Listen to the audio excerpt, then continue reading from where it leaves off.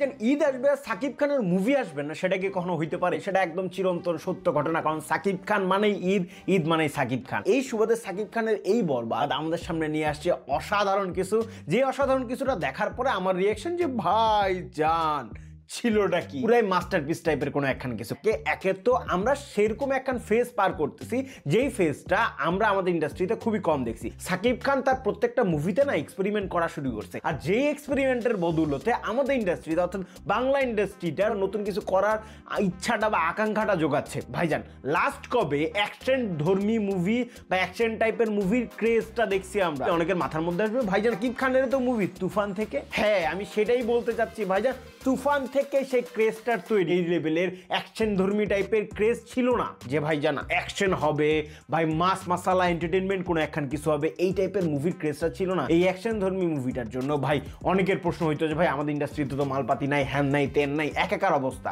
তো তাদেরকে জাস্ট বৃদ্ধাঙ্গুলি দেখায় সাকিব খান বলছে ভাইজান আমাদের ইন্ডাস্ট্রি চাইলেই সব কিছু করতে পারে। সবচেয়ে বড় জলজান্ত উদাহরণ হচ্ছে এই তুফান। আর এই তুফানের পর থেকে যেন একখান আলাদা ক্রেজ তৈরি হয়েছে আমাদের বাংলা ইন্ডাস্ট্রির ক্ষেত্রে। একটার পর একটা অ্যাকশন ধর্মী মুভি আনার ট্রেন্ড শুরু হয়েছে, যেখানে রিসেন্ট টাইমেরই যদি কথা বলে যে ভাইজান সাকিব খানের সাথে ক্ল্যাশ হইতে যাবে জঙ্গলির বা এই টাইপের কোনো একখান কিছুর, তো সেই জঙ্গলিও কিন্তু অ্যাকশন ধর্মী মুভি। সেই অ্যাকশন ধর্মী মুভির যে ক্রেজটা, এরকম র ব্রুটাল অ্যাকশন ধর্মী মুভির ক্রেজটা আগে কখনো ছিল না। যার সবচেয়ে বড় কারণ হচ্ছে আমাদের ইন্ডাস্ট্রি না এক্সপেরিমেন্ট করতে পছন্দ করতো না। আর সেই ইন্ডাস্ট্রিটা যখন একেবারে আস্তে আস্তে বদলে যাচ্ছে, সেই ইন্ডাস্ট্রিটাকে যখন আমরা দেখছি নতুনভাবে নতুন ধাঁচে গড়াচ্ছে এই সাকিব খান, ভাইজান ভালো তো লাগে। এবার এত সব কিছু বাদ দিয়ে সাকিব খানের এই বরবাদের টিজারটার দিকে যদি আসি, তাহলে এক কথাই বলতে লাগবে, একটা জিনিসই বলতে লাগবে যে ভাই মাল খান বানাইছিল সেই, তবে কিন্তু অবশ্যই আছে। সেই তবে কিন্তু যাওয়ার আগে প্রথমে বলে রাখি মালটা কেন ভালো লাগছে, অর্থাৎ এই টিজারটা কেন ভাইজানের ভালো লাগছে, কেন এক কথায় বলতে হবে যে ভাই সেরা ছিল। এই জায়গায় অনেকের প্রশ্ন আসবে যে ভাই এটা তো অ্যানিমেল কপি। ভাই এই যে দেখো, এই যে পোষণটা গেঞ্জি পরে আছে, হাতে তলোয়ার নিয়ে আছে, এই পোষণটা, এই যে কোপা কোপের সিন, সব কিছুই তো ভাইজান কপি। তাদেরকে জাস্ট একটা কথাই বলে দেবো, আমাদের ডিরেক্টর মহাশয় তার আগেই অনেক আগেই অলরেডি বলে ফেলেছে এই অ্যানিমেল থেকে ইন্সপিরেশন নিবে, সেই বিভিন্ন ধরনের ইন্সপিরেশন নিয়ে তারপরে মুভিটা রিলিজ করবে। অনেক ইন্সপিরেশন আছে তার এই মুভিতে, ইমেলের যেই কোডটা সেটা ইউজ করছিল। তো সেইখান থেকে এখন আসি মেইন পয়েন্টে, যারা বলতেছে, যারা প্রেজেন্ট করতেছে যে ভাই copy copy copy copy copy, তাদেরকে বলবো যে ভাই কপি আর ইন্সপিরেশন ভিন্ন একখান জিনিস। এই দুইটার মধ্যে যদি তুমি ভাইজান পার্থক্য না বের করতে পারো, তাহলে ভাইজান তোমার কপি এলিগেশন লাগানোর যে প্রক্রিয়াটা সেটা ভুল। আর একটা মানুষ ইন্সপিরেশন নিয়ে অনেক কিছু করতে পারে, কারণ রিসেন্ট টাইমে যে মুভিগুলো আসতেছে, যে মাস মাসালা এন্টারটেনমেন্ট মুভি আসতেছে, সেই এন্টারটেনমেন্ট মুভিগুলোর ভাই ইন্সপিরেশন সবাই নিচ্ছে। বলছে ভাই বলিউডে কি হয়? হ্যাঁ, বলিউডে রেগুলার হয় ভাইজান। কেজিএফ এর কিছুদিন আগে একখান ইন্সপিরেশন বেরিয়েছে, সেটারে কি আমরা ভালো বলবো? এখন কথা হচ্ছে স্টোরিটার দিকে, কারণ আমরা যখন ইন্সপিরেশন নিয়ে সেই জিনিসটাকে প্রেজেন্ট করবো, তখন ভাই নতুনভাবে রিবিল্ড করতে লাগবে। হ্যাঁ, সেই জিনিসটা, সেই অ্যানিমেলের লুক, সেই রণবীরের লুকটা আমরা দিচ্ছি সাকিব খানকে, দিলেই তো ভাইজান জাস্ট হবে না, সেটাকে এক্সিকিউট করে আমাদের সামনে প্রেজেন্ট করতে লাগবে। সেই জায়গায়, সেই পয়েন্টটাই আমি জাস্ট উল্লেখ করবো যে সাকিব খান মাল ভাইজান, তার যে ইমপ্রুভমেন্টটা সেটা ভাই হারে হারে চিনাইছে। একে তো ভাইজান সেই তুফান, সেই তুফানকে দেখার পর থেকে সাকিব খানকে নতুনভাবে আমরা চিনতেছি।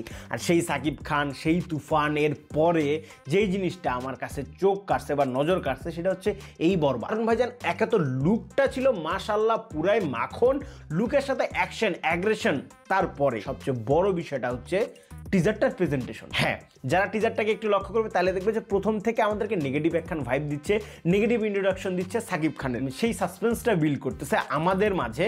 কারণ আমরা সাকিব খানকে না আগে থেকেই পজিটিভ ভাইবেই দেখতেছি, তো নেগেটিভ ভাবে ওইভাবে দেখা হয় না। যার মধ্যে যেই নেগেটিভ পয়েন্টটার কথা বললাম, যে কিন্তুটার কথা বললাম, সেইটা ভাইজান আর অন্য কিছু না, ইদিকা পলকে প্রেজেন্ট করছে এই টিজারটাতে, যেটাতে ফ্লোর রাইখা দিছে। টিজারটা এত সুন্দর, ওয়েল অর্গানাইজ, টিজারটার মধ্যে একখান ভুল বলবো নাকি জাস্ট মিস্টেক বলবো আল্লাহ জানে, এত বড় একখান টুইস্ট প্লট আমাদের সামনে প্রেজেন্ট করছে, সেটা হচ্ছে ইদিকা পল মরে যায়। এখন কথা হচ্ছে টিজারের মধ্যে যদি এত বড় একখান টুইস্ট প্রেজেন্ট করে, তাহলে ভাইজান মন খান খারাপ হওয়া একেবারেই স্বাভাবিক। আর সেই দিক থেকে টিজারটার যে র বিল্ড আপটা ছিল, তার মা বলতেছে যে তার ছেলেকে নিয়ে সে গর্ববোধ করে না, মানে এই টাইপের ভায়োলেন্স করে বেড়ায়, এই টাইপের অনেক কিছু করে ফেলায়, এইদিকে নিশা সওদাগর তার বাপ। তো এই দিক থেকে নেগেটিভ যে ভাইবটা ক্রিয়েট করতেছিল, সেই ভাইবটা কেন হইলো সেটার উত্তরটাও এই টিজারটাই দিয়ে দেয়। ইদিকা পল মইরা যায়। টিজারটা যদি ভালোভাবে দেখো, তাহলে এই জায়গায় দেখবা যে অনেকে প্রোটেস্ট করতেছে ইদিকা পল মরলো তার বিচারের জন্য আর কি। এখন কথা হচ্ছে এই স্টোরিটা কেন দেওয়ার দরকার ছিল এই টিজারটার মধ্যে, আমার কাছে একদমই কেন জানি অহেতুক মনে হয়েছে। কারণ আমরা এই জায়গায় যে সাসপেন্সটা বিল্ড করতেছিল ইদি ভাইজান আমাদের টিজারটার মধ্যে, এই সাসপেন্সটা হুট করে হারাই গেল।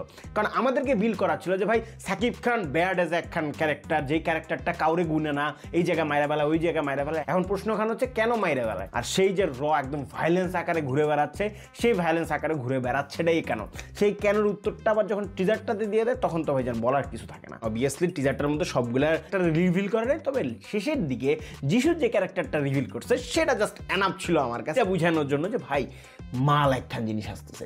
কারণ একে তো ভিলেন আকারে যিশুকে আমরা অনেক আগে থেকে চিনি, কারণ এই মানুষটা ভিলেন আকারে যে কি পরিমাণ তাণ্ডব চালাইতে পারে সেটা আমাদের প্রত্যেকটা মুভিতে দেখা। সাকিব খানের এই বরবাদে যিশু হবে তার প্রতিপক্ষ, আর এই প্রতিপক্ষকে যখন আমরা দেখবো একে অপরের সামনে তখন তো ভাই সেরার উপর সেরা। টিজারটার মধ্যে মূল যে হাইলাইট পয়েন্টটা ছিল সেই হাইলাইট পয়েন্টটা হচ্ছে সাকিব খানের লুক। এই লুকটা এনিমেলের সেই রণবীরের লুকের কপি হইতে পারে বলে দিছে ভাইজান মেহেদী, আমাদের ক্যালেন্ডার করে ফেলেছে যে সেই ইন্সপিরেশন নিছে। সেই ইন্সপিরেশন নেওয়াটা বড় কথা না, সেই ইন্সপিরেশন নেওয়ার পরে সেটাকে ওয়েল এক্সিকিউট করে আমাদের সামনে প্রেজেন্ট করাটাই হচ্ছে সবচেয়ে বড় একখান বিষয়। আর যেইটা সুন্দর কইরা প্রেজেন্ট করছে সাকিব খান আমাদের। এই জায়গায় আরো একটা জিনিস নোটিস করার মতো, যারা টিজারটা দেখছে অবভিয়াসলি লক্ষ্য করবে যে সাকিব খান প্রথম দিকে একটা লুক আর শেষের দিকে যে লুকটা সেটা একদমই ভিন্ন লুক। এই জায়গায় দুইটা কারণ হইতে পারে। প্রথম দিকে এই দীঘাপলের সাথে প্রেম ভালোবাসার সময়টাতে যখন সেই অ্যাকশন ব্যাড এস কাউরে গুনে না পুছে না এই টাইপের কোনো একটা কিছু ছিল, সেই জায়গাতে যে লুকটা রণবীরের সেই লুকটা অর্থাৎ ব্যাড এস লুকটা পরে সেই রিভেঞ্জ টাইপের কোনো একটা কিছু হয়েছে। এর সাথে আমরা দেখছি এই জায়গাতে যে সাকিব খান ড্রাস্টিকলি একটা চেঞ্জ করছে, তার ফিগার থেকে শুরু করে তার শেপে লং একটা ডিস্টেন্স, এই যে লং একটা পার্থক্য, একখান বডি শেপ চেঞ্জ হওয়া আর এর একটা লুক থেকে আরেকটা লুকে চলে যাওয়া, এই যে দুইটা ডিফারেন্স দেখছি আমরা, এই দুইটা ডিফারেন্স আমাদের ইন্ডাস্ট্রিতে খুবই কম ভাই। যারা মনে করতেছো ভাই এটা তো ইজি জিনিস, এটা তো কিছুই না, এটা ওইটা তাদেরকে বলো ভাই এইটা অনেক বড় একখান কিছু। আমার কাছে মনে হয় আমাদের ইন্ডাস্ট্রির ক্ষেত্রে এই যে সাকিব খানের একটা সুনাম করতেই লাগে। সাকিব খানকে নিয়ে আমি বারবার একটা বলে থাকি যে সাকিব খানের একটা না পাওয়ার আছে। পাওয়ার বলতে কি ওই পাওয়ার না, আমি পাওয়ার বলতে বুঝাচ্ছি যে আমাদের ইন্ডাস্ট্রিটাকে চেঞ্জ করার একটা ক্ষমতা আছে সাকিব খানের, অলৌকিক ক্ষমতা আছে। যারা আমাদের ইন্ডাস্ট্রিকে চিনে, বাংলা ইন্ডাস্ট্রিকে চিনে, তারা বুঝবে যে সাকিব খানকে কেন আমি বলি অলৌকিক একটা ক্ষমতা আছে। কারণ এই মানুষটা হলে মানুষ নিয়ে যাইতে পারে, এই মানুষটার চেষ্টা আছে, এই মানুষটার চেষ্টার ফলে পরবর্তীতে চেঞ্জ হইতে পারে। আর এই যে জিনিসগুলো, এই জিনিসগুলো না একটা ইন্ডাস্ট্রিকে বদলানোর জন্য অনেক বড় একখান ভূমিকা পালন করবে। এখন কেন এই কথাটা বললাম, সবচেয়ে বড় উদাহরণটা হচ্ছে ভাই আমাদের বাংলা ইন্ডাস্ট্রিতে লাস্ট কবে এরকম অ্যাকশন ধর্মী মুভি দেখছি? আমরা তো দেখি নাই এরকম অ্যাকশন ধর্মী মুভিকে দেখছি। অবভিয়াসলি অনেকে বলবে যে ভাই তুফান ছিল, তুফান ওই সাকিব খানেরই ছিল।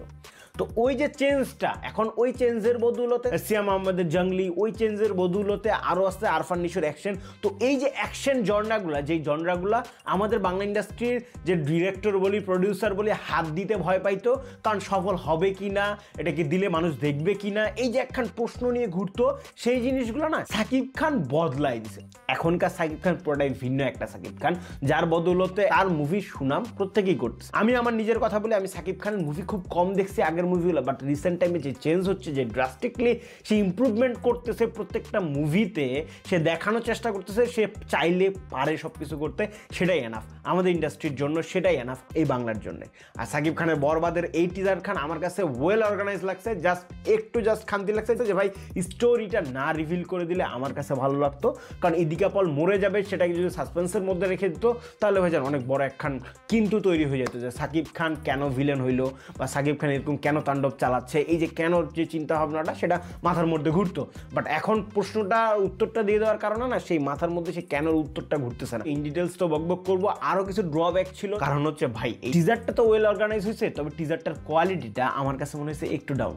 কেন বলতেছি এই কথাটা পরের ভিডিওতেই না হয় বলি। আজ এ পর্যন্তই, দেখা হবে নতুন কোনো ভিডিওতে নতুন কোনো টপিকের সাথে। ততক্ষণ সুস্থ থাকুন, সুন্দর থাকুন। দিস সাবি 2.1 সাইনিং আউট।